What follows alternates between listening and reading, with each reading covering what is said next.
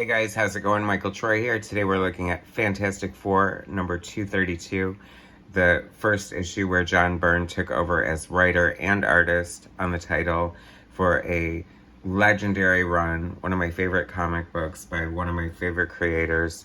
Can't wait to show it to you. Hit subscribe if you're not already, hit like, and let's get right into it. Alright, so this cover is totally iconic, very classic. John Byrne from 1981. He had drawn a couple issues before this, but this is him taking over as writer and artist. He's penciling, writing, and inking, and probably doing another monthly title at the same time. I don't know if he had already wrapped up on X-Men or not by this point, but whatever. Anyway, I love this cover. Totally iconic, like I said. Diablo seems to be like one of Byrne's favorite characters. Like he would use them again in Alpha Flight. Did he use them in Avengers West Coast? I don't remember. Anyway, John Byrne, words and pictures. I love that John Byrne, I think he pretty much, it was the first one to use words and pictures. And one of the first who's able to do it. It was pretty rare at this point in comic books for a writer, an artist to write as well. Like, it's way more common now, but, I mean, Marvel in the 70s and 80s was always, like, separate writer and artist, like, and inker for the most part. And the inks are credited to BYRN, which is, like, a pseudonym for John Byrne. It's like isn't it an anagram where they mix up the words or whatever? Anyway, Jim Novak letters, Glynis Wayne colors, Jim Salicrup, editor, and Jim Shooter, editor-in-chief. I love this. This is like such classic comic book art to me.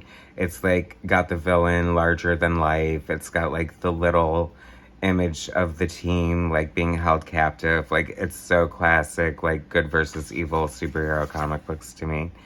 And I feel like John Byrne, like, I don't know if he like really went for it because this is the first issue that he's writing and drawing and maybe felt he had something to prove, but he's like hitting on all cylinders. It is so good for so many reasons. It's like got classic John Byrne storytelling with like his great use of like, you know, realistic backgrounds and realistic looking supporting characters.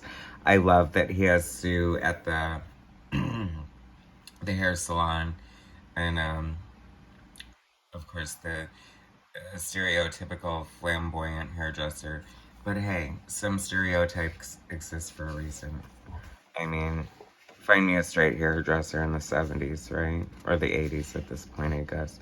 Anyway, I also love the fact that she's getting her hair done, because it's like, I'm John Byrne, I'm here to change Sue's hair, and I'm going to continue to do it all throughout my run. I wonder if he would have had the foresight to mulleted Sue Storm at this point. I doubt it. Could you imagine that's like the thing he planned over the years? And then when Sue gets her mullet, we'll be going into blah, blah, blah, blah, blah. He has them using their powers, changing costumes. I mean, this is like the fun of comic books. I love that he's already showing like a range of like using her powers in different ways, and I love that it's raining on this side of the street and not that side of the street. I mean, this is like classic. This is such a great iconic like first issue, and I know I hesitate to call it a first issue because it's not the first issue he drew, but such a great handsome read face. I love it. This is like such early like classic Byrne art. You can tell by the faces. I love the Baxter building. That always makes me happy.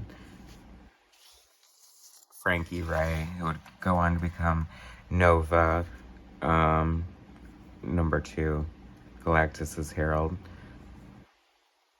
It's just so fun. There's such a like a classic, powerful superhero element, but also like a slightly cartoonish whimsy to Byrne's art that I just love so much. That's fun. I love it.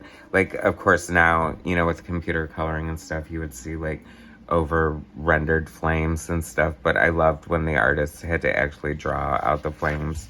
Like, because, you know your different artists for, like, you know, like, you can tell John Byrne flames from George Perez flames, or Art Adams flames, or whoever the flame and flippity flame you want, right?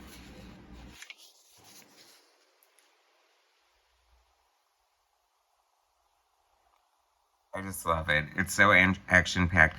It was always like, I feel like the FF like never disappointed as far as the action went, but it always had like such great character development too, and like the team dynamic, and then a lot of sort of like science fiction thrown in that just was always fun to me.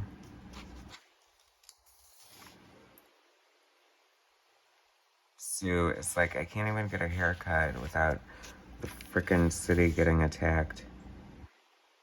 I just love their classic costumes and just like seeing Reed stretched out all over the place.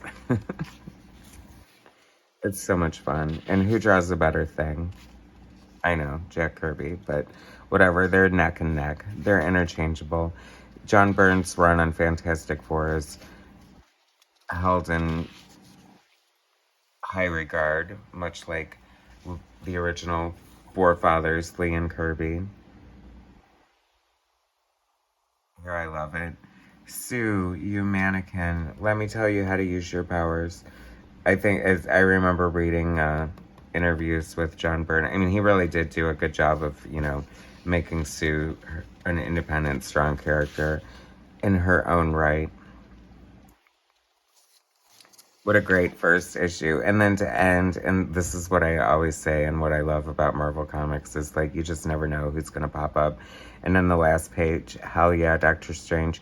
Interesting to note, John Byrne would say in later years that he regretted not doing a run of Doctor Strange, and he had the opportunity and turned it down because he didn't feel like he would be a good fit for it. And I beg to differ. I think he would have been amazing, but you know, I think he draws everything amazing. So, very cool. Fantastic Four number 232. Finally doing some John Byrne Fantastic Four. Anyway, thanks so much for watching. Please subscribe to my channel, hit like, share my content, and I'll bring you some more later. Thanks, guys.